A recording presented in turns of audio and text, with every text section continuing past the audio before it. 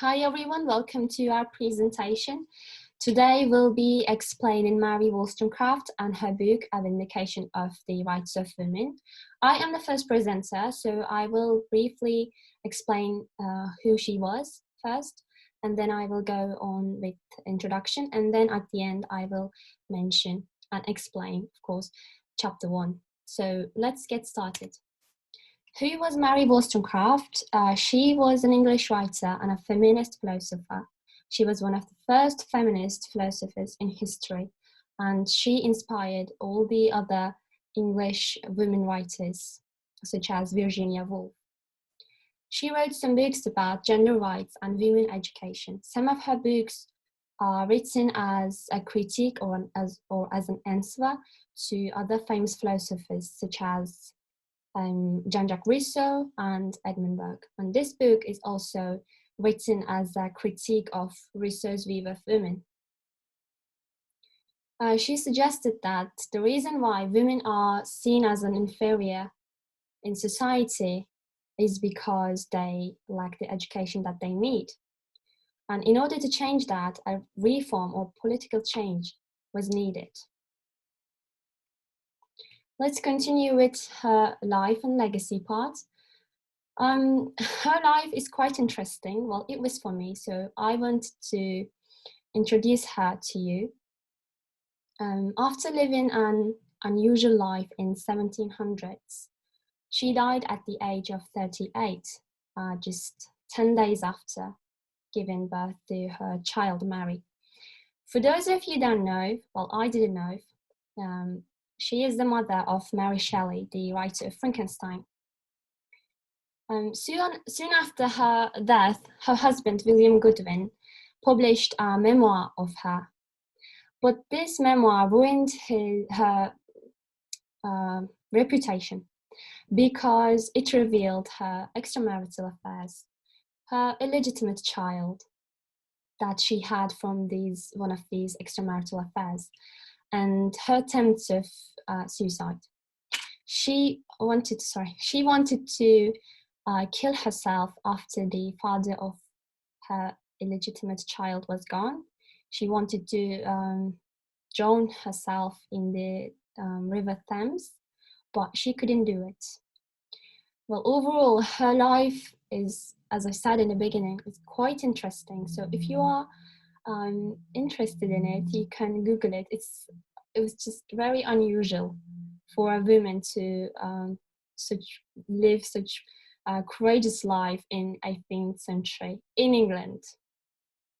So let's start with the introduction part. She starts right away with saying that women are weak and miserable because their education is neglected. Well, even though she's a feminist, she considers women as weak and miserable because they lack the education that they need. Their actions and manners show that they are not in a healthy state of mind because they sacrifice their strength for the sake of beauty. She says that this happens because of the wrong system of education. The men who write the books for women education see females as women instead of seeing them as pure human beings. Females are often illustrated as attractive mistresses rather than kind and affectionate wives or rational mothers. What she means here is that women are objectified as just being beautiful creatures. They're not appreciated for their power or mind. They are only there for us to see their beauty. And she says that because of such illustration of women, even the civilized ones tend to seek love instead of gaining respect from other people. Well, they are very used to seen as attractive beings, and they only want to be loved instead of gaining respect.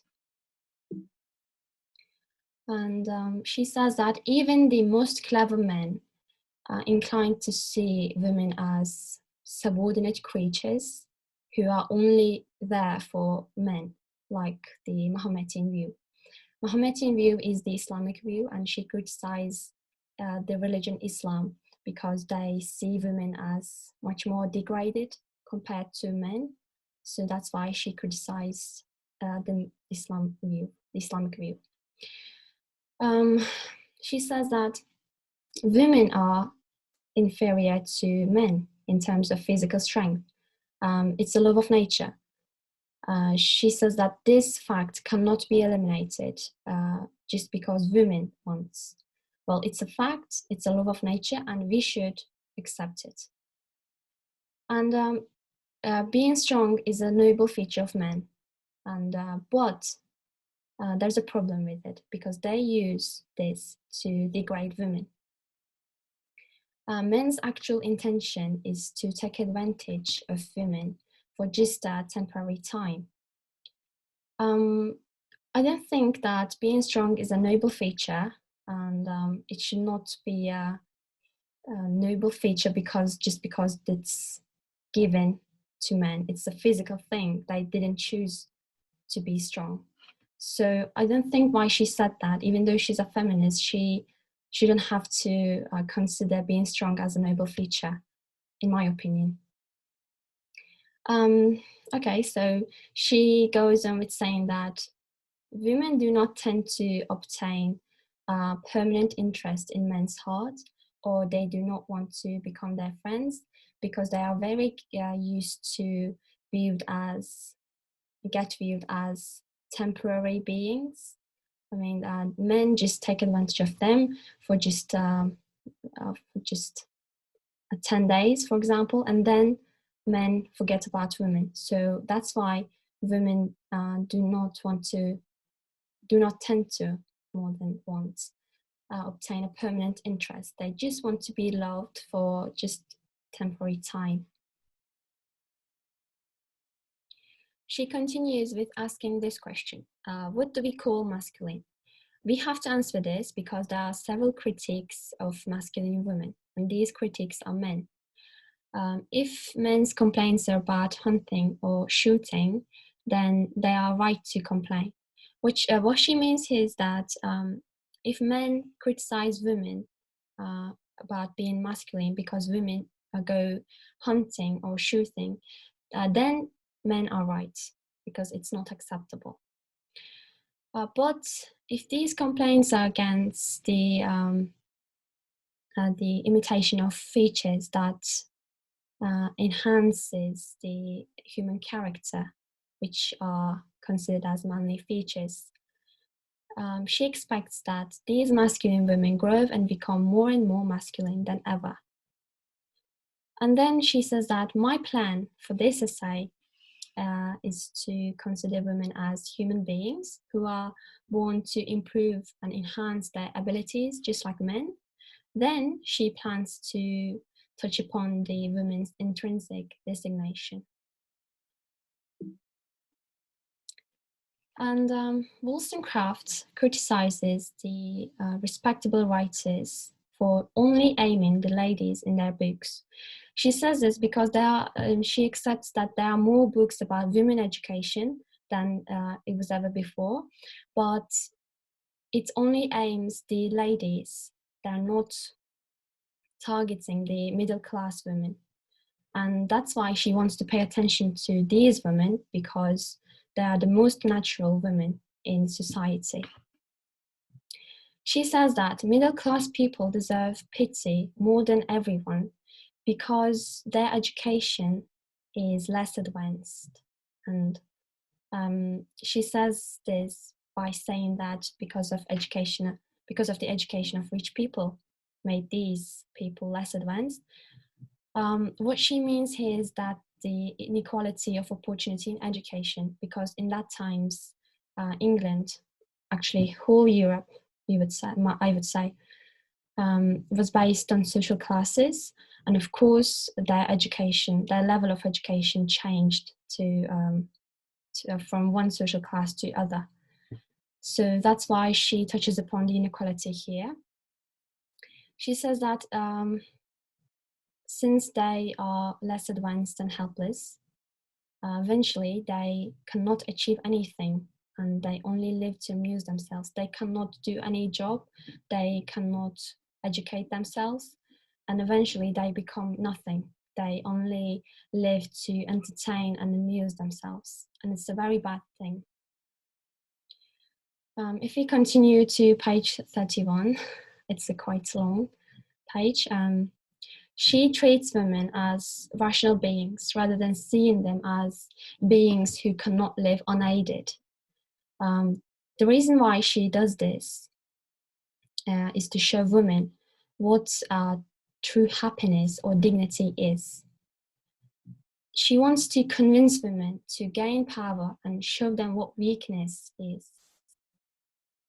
She says that nice words, emotional delicacy, refined or elegant taste, and heart sensitivity, these features makes women humiliated and mocked by men. She says that delicacy or sensitivity are not a superior virtue. It just doesn't worth to brag about. It causes women to be dependent. These features are considered as the features of weak women, weak creatures by men. That's why it hinders women from being independent. It makes them dependent on men.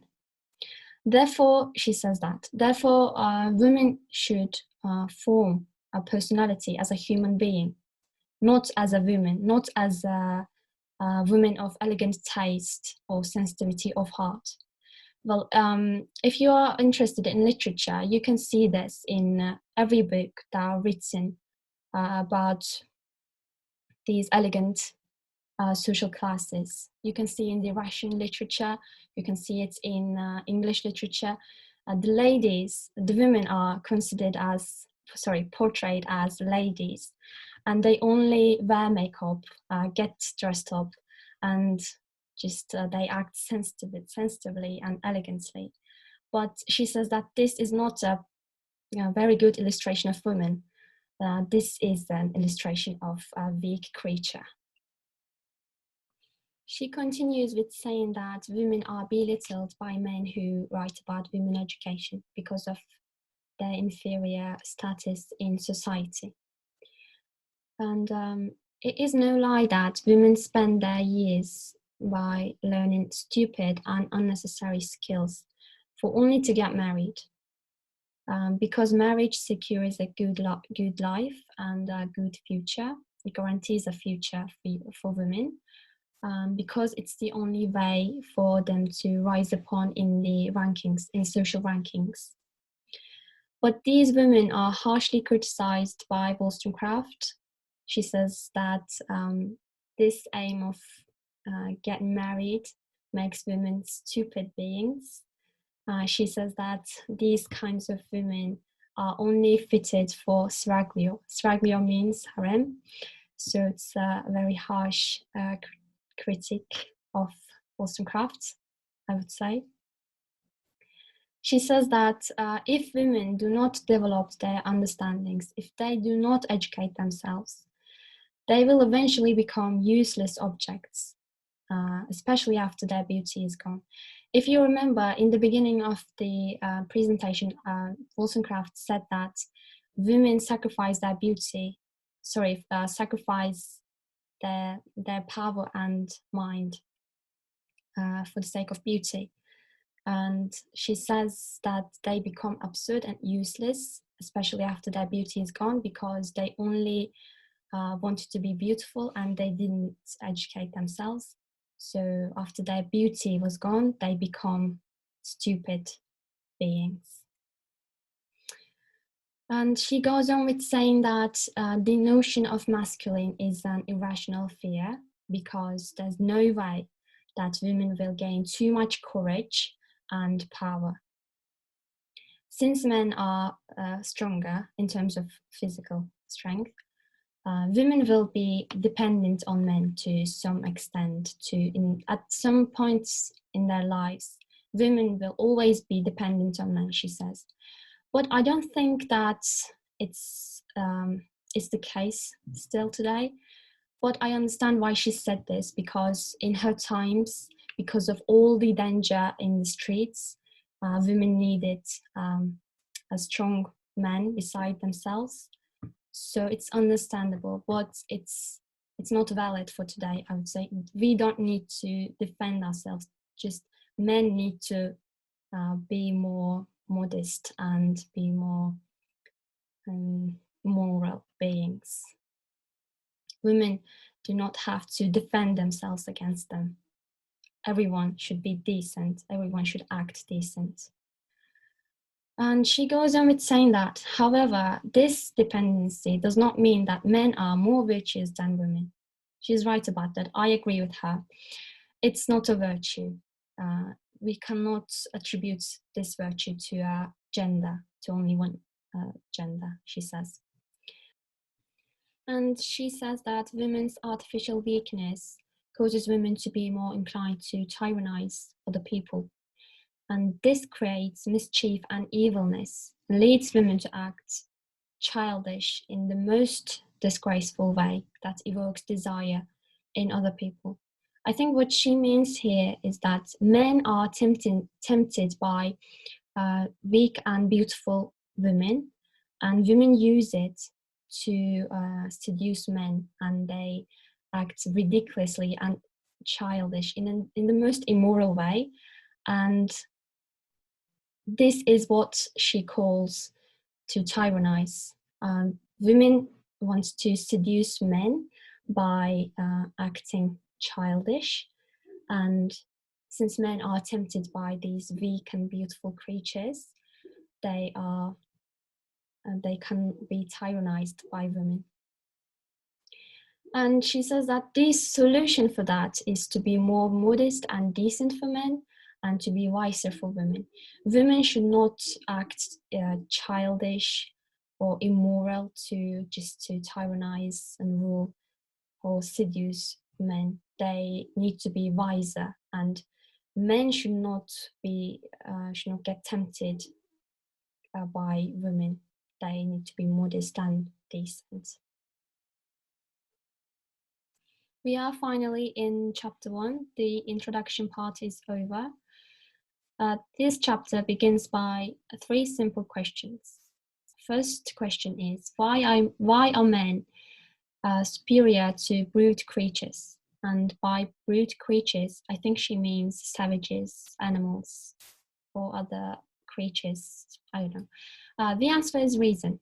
And from this answer, we can see the impact of Enlightenment thought, because reason is above everything else.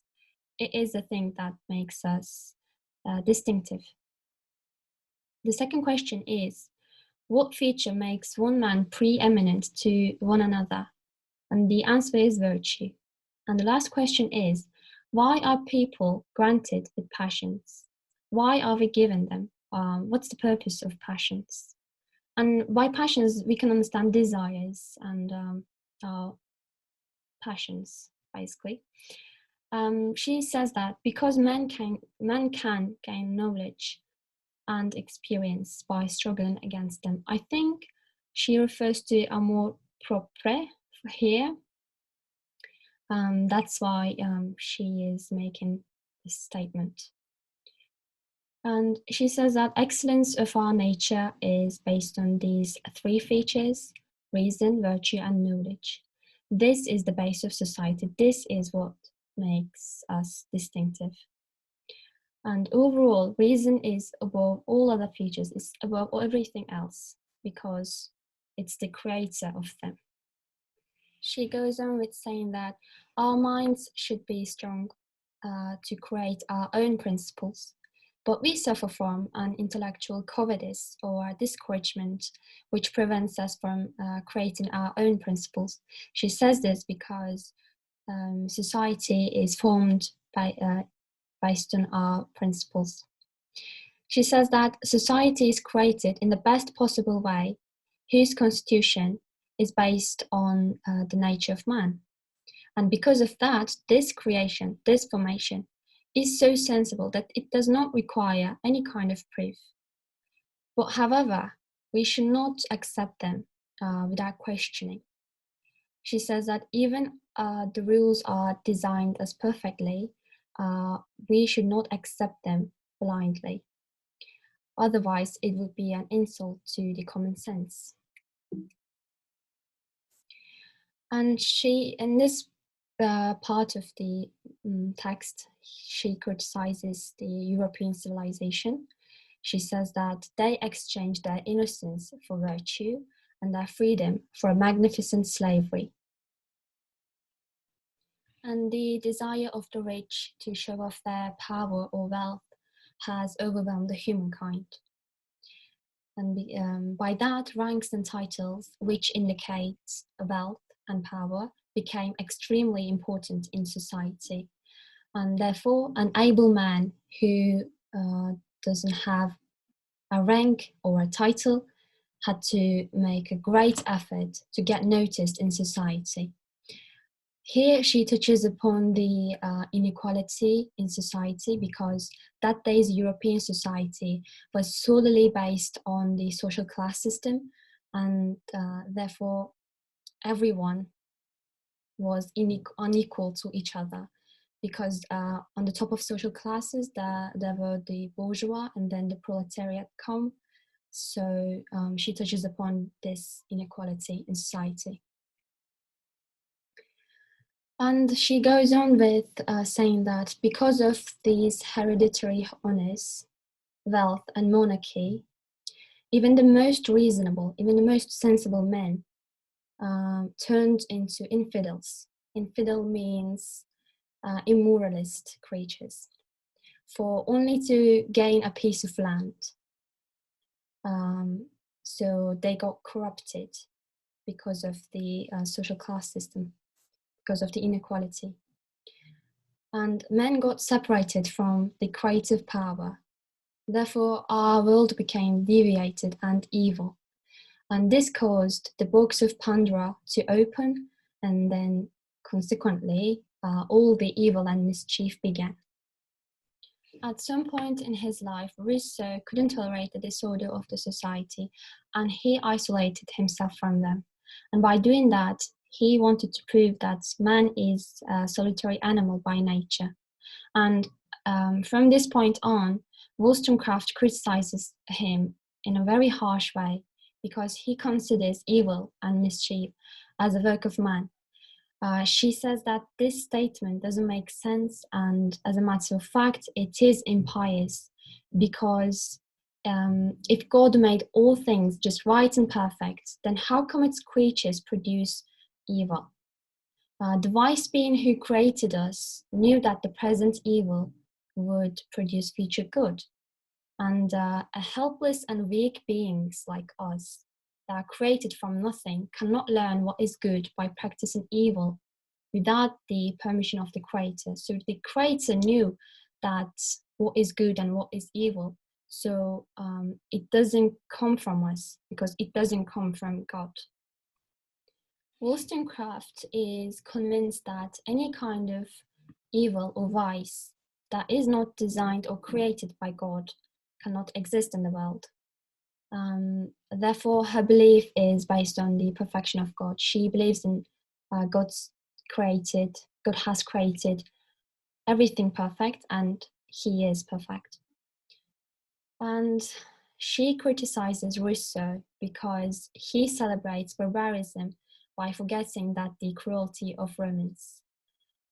Rousseau's mistake here is that he thought that Romans were acting according to their nature by all the violence and conquering the world, the Europe, but they were actually barbarians.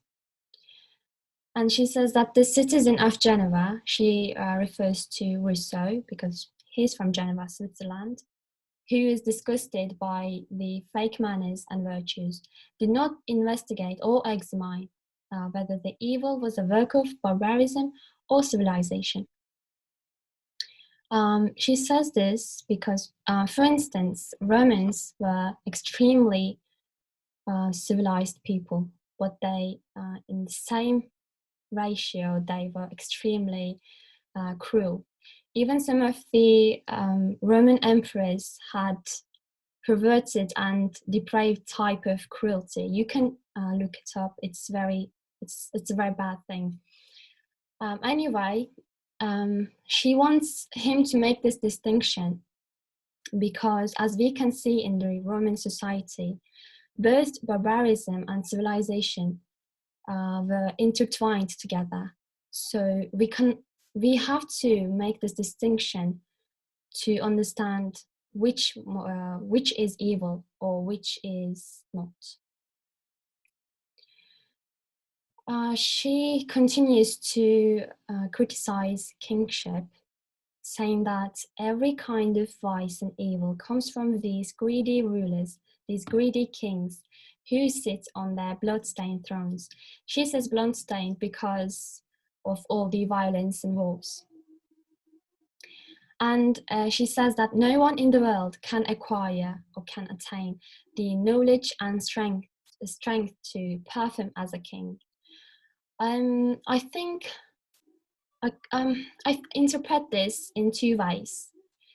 Firstly, because of the human equality, since they are equal to each other, they share the similar amount of virtue or knowledge. So that's why they cannot attain the superior knowledge. Or secondly, there's a chance that she doesn't see people as capable and perfect beings. She believes in inferior human nature. And these are my theories, so I don't know which one, but she says that the more equality there is among people, this vindicates my first point, the more virtue and happiness will reign in society. An army is not compatible with freedom because of its violent, despotic, and subordinated origin. Its subordinated origin comes from the rankings and titles from the profession of military. And she adds that members of the army are the tools of the tyrant, and they are superficial because they act according to someone's will or benefit, just to rise in the rankings. Thus, they are slavery, parasites, and bastards, she says. And same goes for the naval army. As a matter of fact, they are more disgusting and more perverted because they are more interconnected to society. She says that personality of people are shaped by their professions in some degree. It also forms the way of our living. I think what she means here is that due to the subordinate and hierarchical origin of our jobs, our society is also based on these principles. Our society is also unequal and subordinated because our professions shape our way of living and we form the society, so it affects us, so we affect the society's creation, formation. Therefore, she suggests that to form a decent society, people should not be influenced or get impacted by the nature of their jobs. Aristocracy seems to be the most natural type of constitution because people emerge from barbarism. Since we were primitive and barbarians, the clergyman and the chiefs among us stood up and rise into the power. That's why it is considered as natural. After the process of civilization began, monarchy and hierarchy became more influential than aristocracy because of the conflicts of interests. Both monarchy and hierarchy were the winners of this conflict, and they became more influential. But they can easily be broken or shattered by a war or turmoil. Turmoil means conflict. Just like wars, agriculture, literature, and trade develop the mind, of humans. And this alarms the despots, because if they develop their minds, society might gain more power than the tyrant, and therefore the tyrant can lose its power. Therefore, these tyrants corrupt people via luxury and superstitions. And eventually, people become hedonists because they get very used to these luxurious corruptions, and then they continue to preserve the tyrant. These 6 steps show the process of how the tyrant rises into power. And for the last page of my part, she says that the color purple is what prevents us from developing. It is our curse. And the color purple means royalty. It's the color of royals even today. And she means the royals and the monarch. And then again, she criticizes Rousseau. She says that if he examined or investigated more, or he put a clear view of his ideas, he could see that how people reach to the perfection, the perfect state, in case there was an establishment of true civilization. But instead of doing that, she says, he chose to go back to essential ignorance. So this was the last sentence of my part. Thank you for listening. I wish you all a good morning or afternoon or an evening. I don't know the time you're watching this. So thank you. I hope you had a good day, or just have a good day. Take care. Bye-bye. Hi everyone, I am Ceren and I am going to talk about the Vindication of the Rights of Women, Chapter 2. This is the prevailing opinion of a sexual character discussed. And we will start, and this is my outline. I am going to talk about the pressure of society on women, duties imposed on women by society, the correlation between society and education, and how should education be given to women and how should education be given to men. And last one is the position of women in the eyes of society.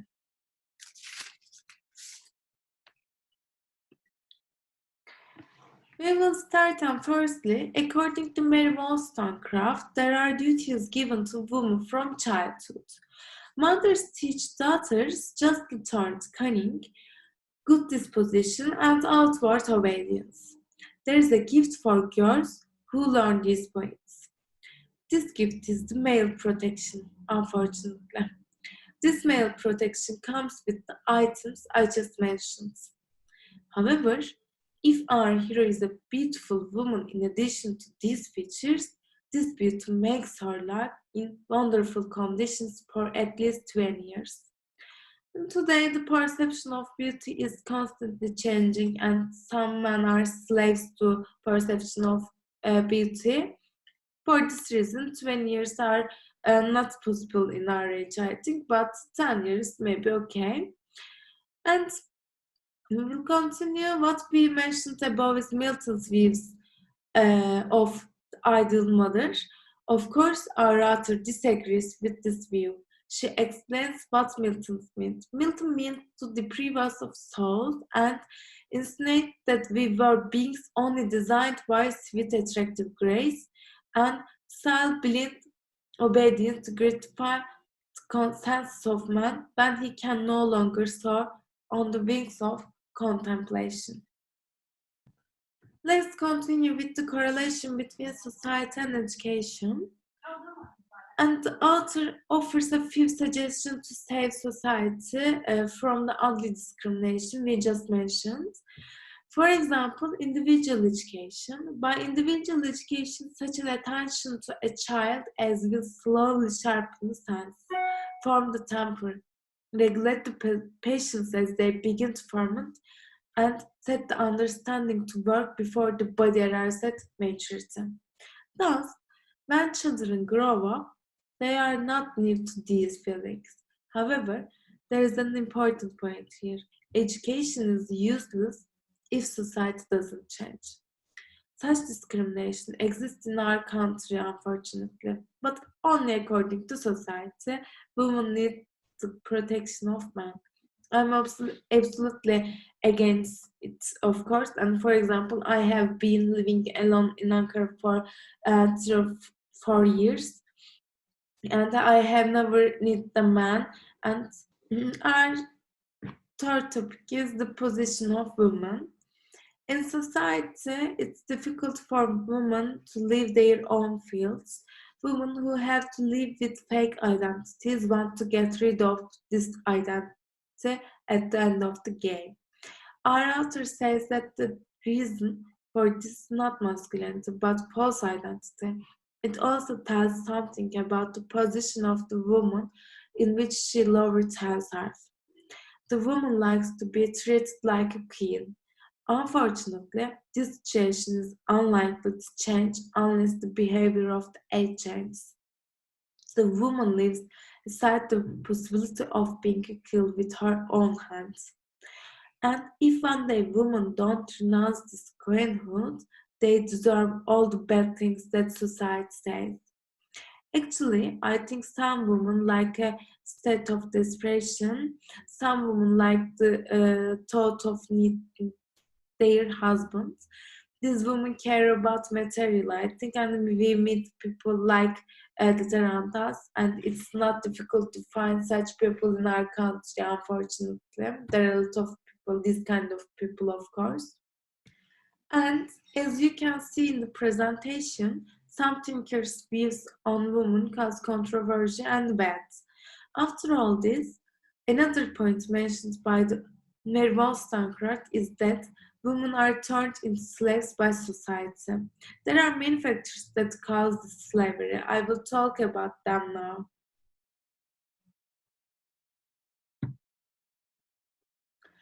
To do everything in an orderly manner is a most important precept which women who, generally speaking, receive only a disorderly kind of education seldom attempt with that degree of exactness that men, who from their infancy are broken into methods, observe. It's not understandable for women to keep up with men. Measuring women as weaker beings than men doesn't give exactly.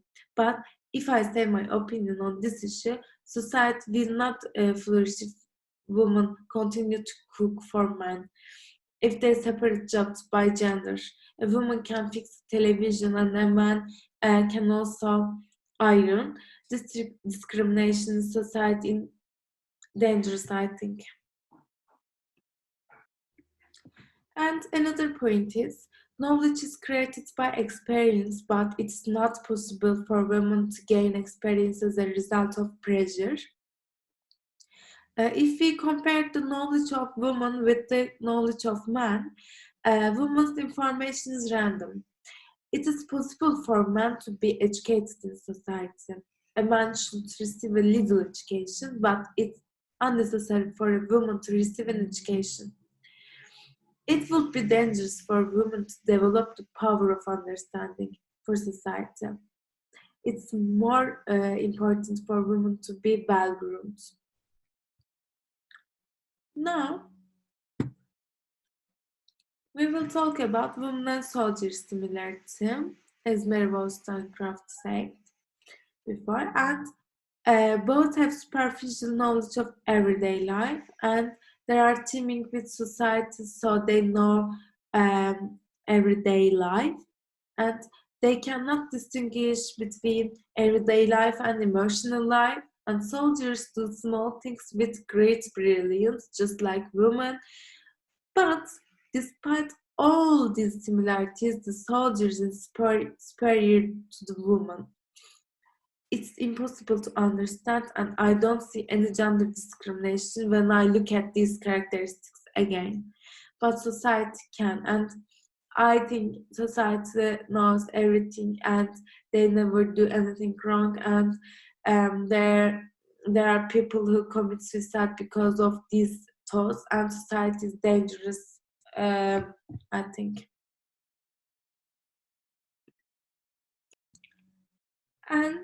And this kind of battle for supremacy has pushed women to value numbers, and a woman cannot know what to do because she's caught between despotism and softness. This thought and Russell's opinion complement each other. It's impossible for the author, and I agree with this idea, of course, and normalizing a woman's submissions to male domination would be quite dangerous. And it's unacceptable for women to be a pleasure slave to men. Now I want to share my opinions with you, and after all, we can say that women are secondary, unfortunately, and in society, there are people who say that women are powerless and cannot do anything. But Mary's suggestion to us is don't be ignorant. Use school or education as a weapon, and only then does something change in our country, not only our country, not for Turkey. There are many women's issues in the world, unfortunately, like femicide. But women are sometimes silent by the closest ones, like brother, father, maybe mother. Unfortunately, men act according to their interests and they want to rule women, but women shouldn't allow. Nobody should be a ruler maker in your lives and in our lives, and just ourselves should be ruler makers. And briefly, Mary recommend to you both sexes a rational life, and love is inherent and temporary. It would be foolish to strive to continue of love, and love doesn't give happiness that can satisfy any emotions at all. And you don't need a man to be moral and happy. Man shouldn't be the sine qua non subject of your life, and society doesn't always tell the truth. Thanks for listening, and I recommend that you read this book and learn about Mary Wollstonecraft. Goodbye. Hi everyone. So I will present the third part of this presentation on vindication of the rights of women, which includes both chapter 2 and chapter 3. Mary Wollstonecraft said, why must the female mind be tainted by coquettish arts to gratify the sensualist and prevent love from subsiding into friendship or compassionate tenderness when there are not qualities on which friendship can be built? She defends that women are forced to give too much importance to their looks to please men. Men also care about fulfilling their sensations. Hence, a friendship cannot be built between man and woman. The passions which have been celebrated for their durability have always been unfortunate. They have acquired strength by absence and constitutional melancholy. The passions that are celebrated for their durability are strengthened by absence, and they fog the minds of the both parties, hence are not sustainable. The fancy has hovered around the form of beauty dimly seen, but familiarity might have turned admiration into disgust, or at least into indifference. These sparks of feelings transform into either disgust or indifference, because their foundations are not deep and respectful, but superficial and sensational. If woman can only pursue the current reality and cannot see beyond her dependence of a man, let her grovel contentedly, says Wollstonecraft. So she also lets some women to want to get married. However, if a woman can see beyond these common prejudices, the society should let her to acquire the qualities that ennoble a rational being. So, most women spend their lives with the hopes of happiness that will be brought by the love of men. But that a proper education, or to speak with more precision, a well-stored mind, will enable a woman to support a single life with dignity. Wollstonecraft keeps emphasizing the importance of education. A proper education will enable a woman to sustain her single life without a man.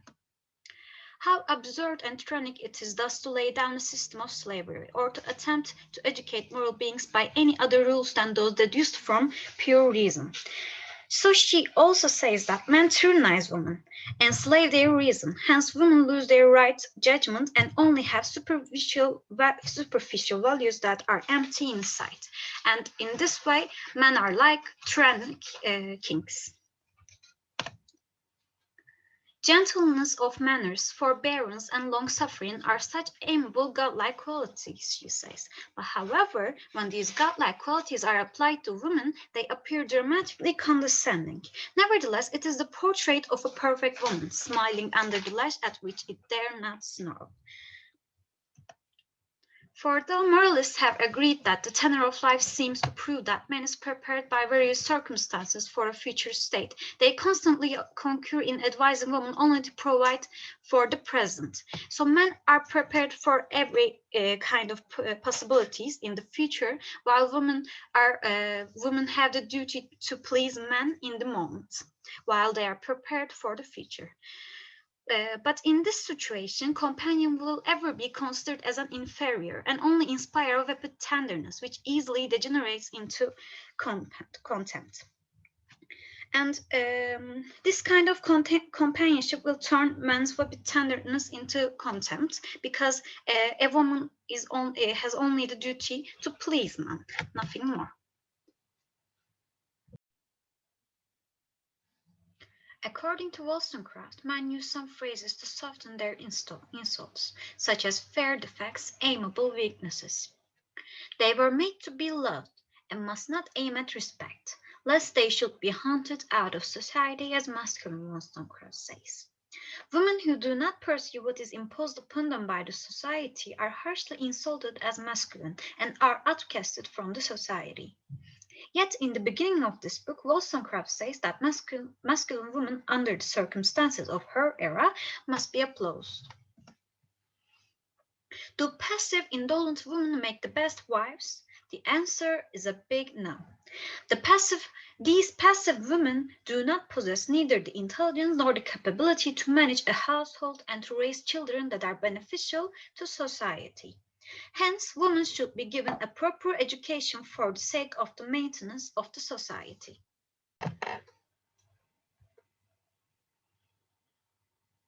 So in here, Wollstonecraft mentions the inferiority of women. She says that men have increased that inferiority till women are almost sunk below the standard of rational creatures. Men have created this inequality between sexes by rusting female intelligence and social capabilities. Let their faculties have room to unfold and their virtues to gain strength, and then determine where the whole sex must stand in the intellectual scale. The true capacity of women cannot be discovered unless they are set free. Therefore, to see where us women stand in the society, we must break our chains first.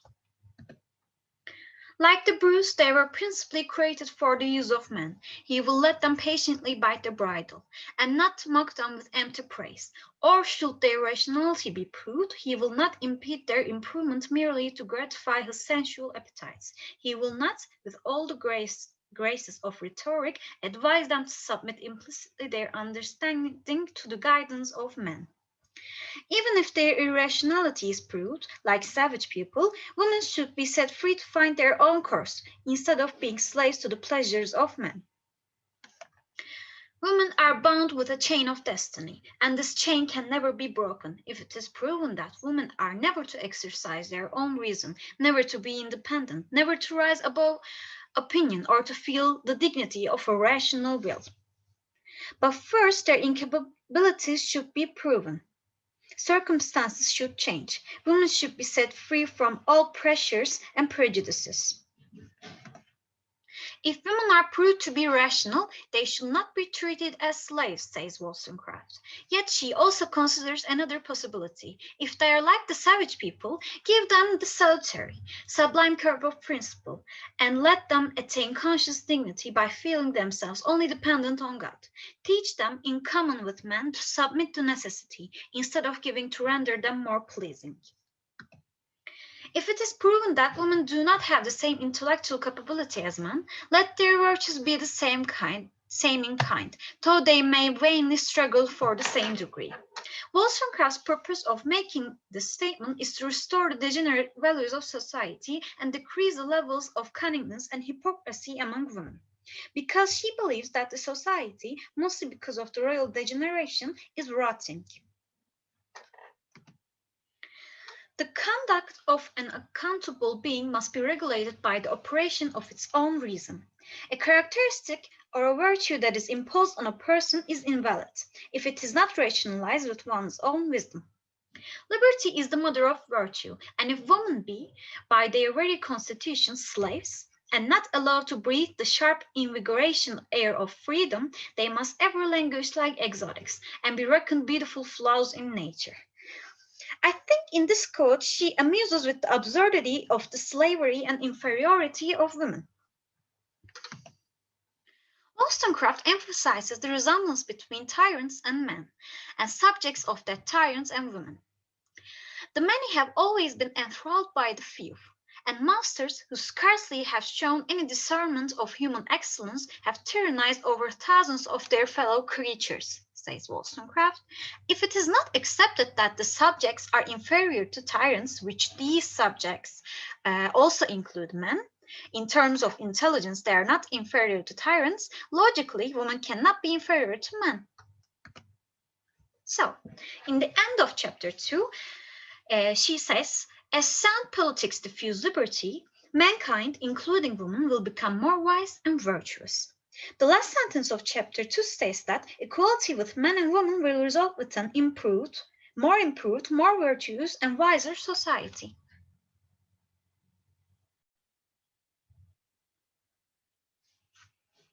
We'll continue with chapter 3. Wollstonecraft does not deny that men are superior to women in terms of physical strength. Yet, this is the only solid basis on which the superiority of the sex can be built.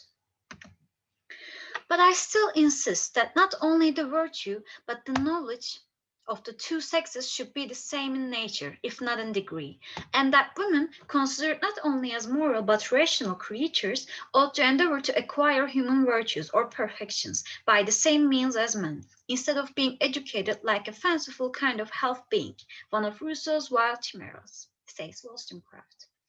Wollstonecraft thinks that educating women in a way that makes them only give importance to their appearance resembles a beautiful half-being, a chimera. Women have the capability to obtain knowledge, morality, and virtues that men have. But if strength of the body be, with some shew of reason, the boast of men, why are women so infatuated as to be proud of defect? Says Wollstonecraft. And she criticizes Rousseau's answer. He says that women are proud with their absence of physical power, because that is how it pleases men's appetites.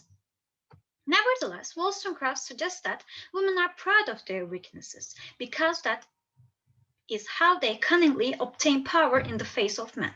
She thinks that women gain more power by playing with men's weaknesses like this. Yet, this cunning power degrades women's characters and licentiousness spread through the whole aggregate of society. Therefore, women should be educated properly in order to keep society's morality and virtues under protection. This is the end of my presentation. Thank you for listening. Hello everyone, my name is Havva. Today I'm going to talk about Vindication of the Rights of Women. Chapter 3, the prevailing opinion of a sexual character discussed, pages between 67 and 78. It is an insult to common sense to argue that it is natural for a woman to become weaker than she should have with her labor, since it is probable that women are naturally weaker than men. Just as the divine power of king is contested, it is possible to object to the idea that husbands have a divine power without risking. While the adaptation of his view is debated by sages, no one cares about the speech of the narrow-minded. A mother who wants to make her daughter a real personality should follow the opposite of Rousseau's suggestion. Rousseau confuses people by showing his nonsense as reasonable thoughts. In the animal kingdom, cubs need to be constantly in motion. According to this situation, children should run and play, move without the direction or protection of an adult. When adults fall on children too much, they blunt the children's instinct to protect themselves. They especially do not leave girls alone and make them dependent personality. They say that this addiction is while boys were run and play. The inactivity that girls are subjected to preserve their beauty makes their muscles melt and sensitize.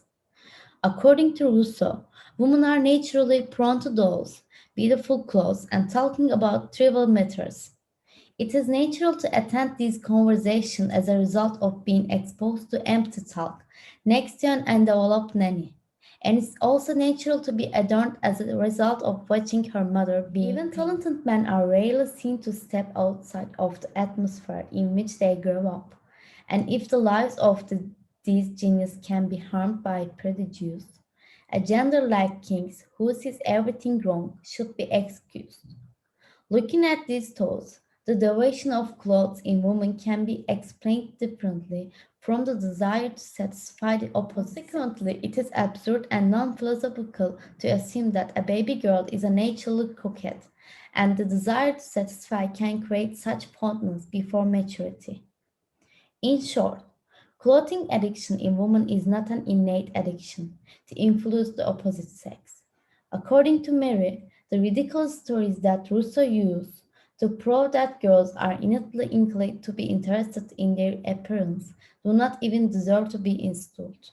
Mary argues that in her views on the life of the female gender, she has very different views than Rousseau, and that it is not possible for her to agree with him. According to Mary, girls and boys would run and play together if no artificial distinction was established. Lack of attention to health in childhood can lead to harmful consequences. Men may live with the health problems in their bodies, but kind women are slaves to their bodies. In other words, body addiction brings along mind addiction. To protect the innocence of women, the truth is hidden from them, and before their mental faculties mature, they are forced to develop an artificial personality. This is the kindness of ignorance. In other words, their mind develop in proportion to their bodies. Men, on the other hand, have various jobs to exercise their minds. However, when women's minds are freed from slavery, it will turn out that the weakness described are the power they gain by doing evil. Women lose the dignity that the mind can provide them. So they turn either into slaves or capricious tyrants. They lose all their dignity and behave like rotting men in the same way. God must be just because he is wise, and he must be good because his power is omnipotent. Mary is not one of those who argued that after studying nature, it is time to stop when it comes to examining the Creator. It is natural for people to want to achieve perfection, and they will seek it in what they worship. Man worships a cloud, and the cloud can give it to him in bright future. It can also download rains of rage. Man does not know for what reason the cloud is doing this. To study God's attributes is not heretic. Blind admiration makes you forget about love, forgiveness, and following in the footsteps of God. Returning to subject, a woman's love for her husband is expected to be the same as a man's devotion to God. As a result, women should either be kept off from their childhood or should be trained to think and act for themselves. Let's think of a woman who was raised to follow orders, and the man she marries is understanding. When the man directs his wife, he doesn't make her feel like a slave. He acts fairly. The woman cannot guarantee the man, and the man may die, so that the woman is left with a huge family. The woman takes double responsibility. She has to be both maternity and fatherhood, and she must equip his children with moral principles, as well as secure the property. But the woman has not learned to act on her own. All she knows is delight man. It is a low possibility that she will marry someone else while staying with the huge family. So, it is very likely that she will fall from despair to poverty. Let's think of a woman who is strengthened with exercise and healthy body. At the same time, her mind is morally advanced and able to think enough to understand virtue and be married lawfully. Naturally, she earns the respect of her husband, and this respect strengthens the marriage. If we assume that her husband is virtuous, when fate breaks this bond, the woman is not helpless. This time, she dedicates herself to her children, thinking that her husband is watching her. She doesn't break his morals and acts both as mother and they reduce the burden on their mothers with gratitude. She also waits to sleep peacefully. In summary, the truth should be the same for men and women. The fact that women's duties are different from men doesn't change that these duties belong to a human. Understanding is essential to be respected.